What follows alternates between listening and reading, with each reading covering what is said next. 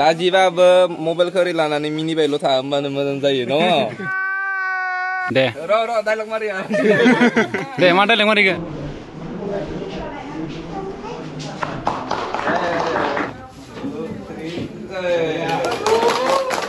Hi guys नै दा सालबारियाव दंबाय थायो दिनै माने सालबारियाव हाय लोगोफोर गुड मर्निं जों दिनै थांगोन सालबारियाव जोंहा गुमैया गोदान दखान खुलिदों दखाना जादों आइफन सेकेन्ड हेन्ड आरो बायदिसिना मबाइल मोनगोन बेयावनो दा ओपनिं दं इयाव दा जोंखौबो लेंहरदो लोगोसेनो DN ब्लगबो फैहांदोनो आं रावजोबो इउटुबारफोरजोंनो इदि सेल्फि बायदिसिना फट' लाफेरनो मोनाखैमोन दिनै आं लाथारगोन आरोना लोगोफोर लाथारगोन आङो रुको जरा सबर करो ओमफ्राय बेबो जादों मट' ब्लग बानायो लोगोसेनो नायलांबाय थादो जुदि आंनि भिडिअखौ मोजां मोनोब्ला नोंथांमोना आंनि भिडिअखौ जोबजासिम नायलांगोन होननानै आङो मिजिं थिबाय थौदो बिदिब्ला आंदो लोगोसे दा आङो हासबेन्डखौ नेबाय दं बिथाङाबो ओंखारखांबाय नैनो जोबाय मोबाइल की दुनिया दखाननि नामा मबाइल की दुनिया बावसो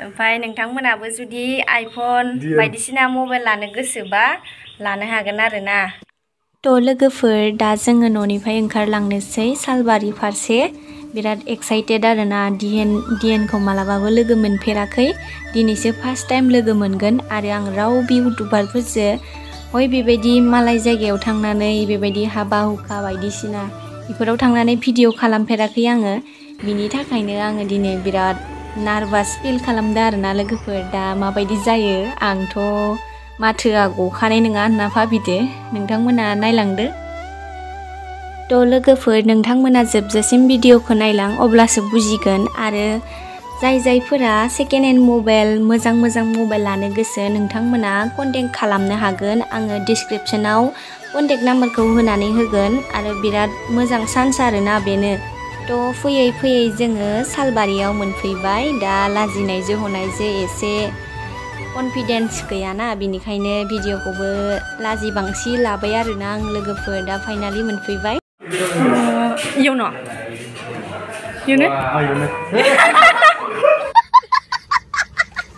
नै लोगोफोर इमान फंबायमोना बिराद खस्थ' खालामगासिनो बेलुन माखा खुगाजोंनो सुजोब्बाय इसोरो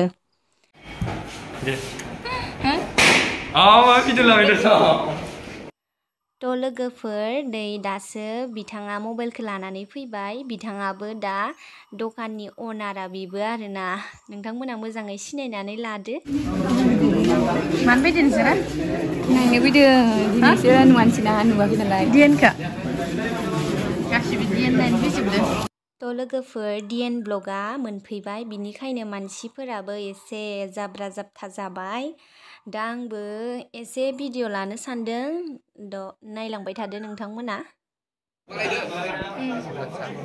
हाय गाइस नै दा सालबारियाव दंबाय थायो दिनै माने सालबारियाव जोंनिया बाक्सा डिस्ट्रिक्टआव माने मबाइल दा आइफनबो मोननो थांना ओरैनोथ' आइफननिनो दा सेकेन्ड हेन्ड आइफननि नोंथांमोना एबार मोननो हासिगोन जोंनि बाक्सा डिस्ट्रिक्टआव सालबारियाव दा नै ओपनिं जागासिनो दा जों दसथा नोंथांमोना खोन्थिगोन बाजिया खोन्थिगोन दे आरामसे दा नै लोगोफोर DN ब्लग इउटुबारखौ आर'नाइ गांसे होनानै बरायग्रोनानै लाबाय दा बिथांमोनाबो बिथांनिनो लोगो साफा इउटुबार बिथांमोनाबो नोंथांमोना गासैखौबो सापर्ट होलायलाय आरोना लोगोफोर बर'जों बर'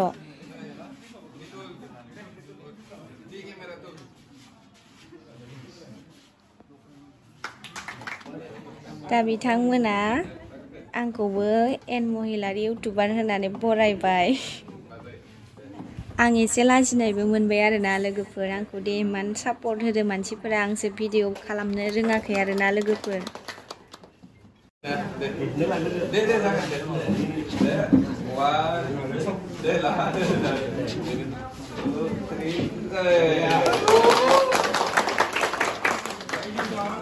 मबाइल की दुनियानि अनारा बिसोर टाइ गाननाय सानैयानो लोगोफोर नोंथांमोना मोजाङै नायना ला लोगोसेनो आंखौ फिसा इउटुबार एन महिलारि होननानै आंखौबो फारसेथिंजायनिफ्राय ओपनिं खालामनो थिनबाय आरोना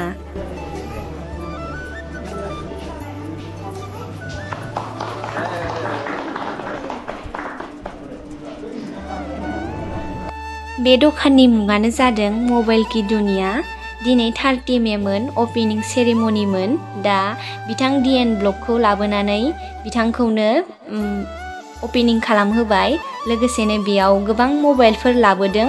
बेयाव जायफोरा मैया 30 मेआव फैदोंमोन बिथांमोना अभियासलि अफाराव मोनलांबाय आरो जायफोरा एक्साइटेड मबाइल सेकेन्ड हेन्ड लानो बिथांमोना कन्टेक्ट थाबनो खालामदो। बिथांमोना आरोबाव खनसे अफार होदों आरोना, नोंथांमोना थाबैनो कन्टेक्ट खालाम।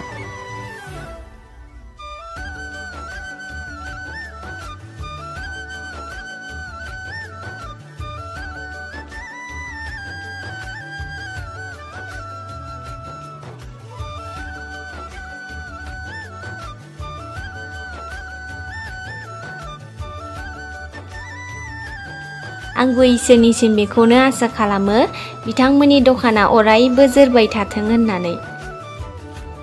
नों मानो फैदो दखानाव? मा होनदों? मानो फैदो?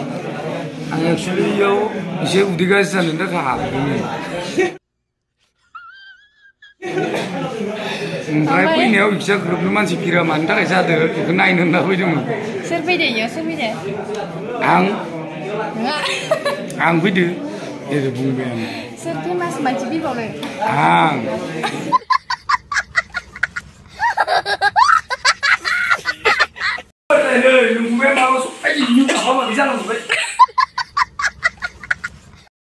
दखान गोदान खुलिनायनि पार्टि होदो गुमिया।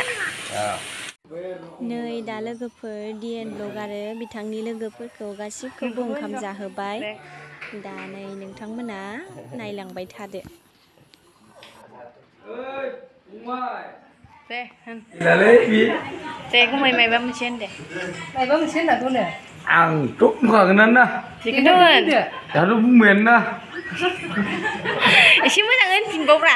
आरो बुंबायानो दंना। जायखिया बुंबाय दंथ'।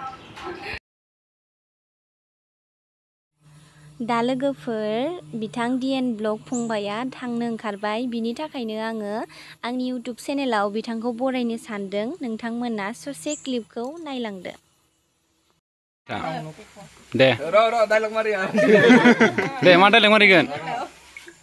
आं इउटुब चेनेलाव एसे होनना होदो। माबा इउटुब चेनेल नामखौ एन महिलारि। एन महिलारि। फायदि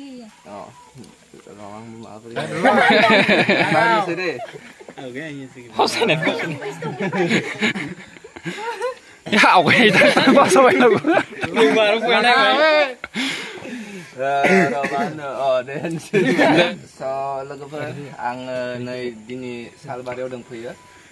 जोंनिया बिदामोननिया माने मबाइल स्ट'र अपेनिं जादोंमोन, इयाव आंबो फैदोंमोन। लोगोसे नै जोंनिया बिबाजैयाव थांदोंमोन। ओमफ्राय दा जोंनिया इन्डिं टाइम जाबाय आरो दा ओमफ्राय बाजैया आंखौ माने दा बरायनायदो। दा बिसोरनि एरियायाव फैबाय नालाय दा उपाय गैया, बेबो जेबो बुङा, आंनो बुंबाय। जायखिजाया नोंथांमोना सापर्ट होलांबाय था गासैबो। दा बाजैयाथ' ओरैनो सायारि भिडिअ होबाय थायो। दा भ्लग भिडिअआ एसे माने बेलेग जायो आरोना। भ्लग भिडिअआव माने कनफिडेन्स बहुत नांगौ जायो। आंनाबो माने मालाबा बिदिनो कनफिडेन्सआ एसे गैया जायो आरो। होमबाबो दा माने नोंथांमोननि सायाव कनफिडेन्स माबानानै होनबाय आङो। बेखिनि जायखिजाया सापर्ट खालाम गासैबो। आरो नोंथांमोनाथ' दिनै भ्लगाव मिथिखाबाय दिनै स्ट'र गोदान अपेनिं जादों। नोंथांमोना गासै फैबानो जाबाय। आरो नोंथांमोना आइफन सेकेन्ड हेन्ड जुदि जायनो लानो गोसो नोंथांमोना अभियासलि फै, आरामसे फाइनेन्सआवबो जागोन। नोंथांमोना फाइनेन्सबो खालामना लानो हागोन। जाय फैसा रांफोरनि उसुबिदा फाइनेन्सआव आरामसे लांबानो जाबाय। बेखिनि खावलायो। गोजोन्थों। नै जोंनिया माने बिबाजैया बिराद लाजियो दा मा खालामनो आरो दा। होमबाबो मा होनना हो माबा मोनसे होनना हो। लाजिबाबो मबाइलखौ ओरै लानानै मिनिबायल' था, होमबानो मोजां जायो न'। दा नोंथांमोना सापर्ट हो गासैबो दै, सापर्ट होबाय था। आंबो सापर्ट होबाय आंनिफ्राय जेसां हायो। दा बेखिनिखौ बुंबाय आं।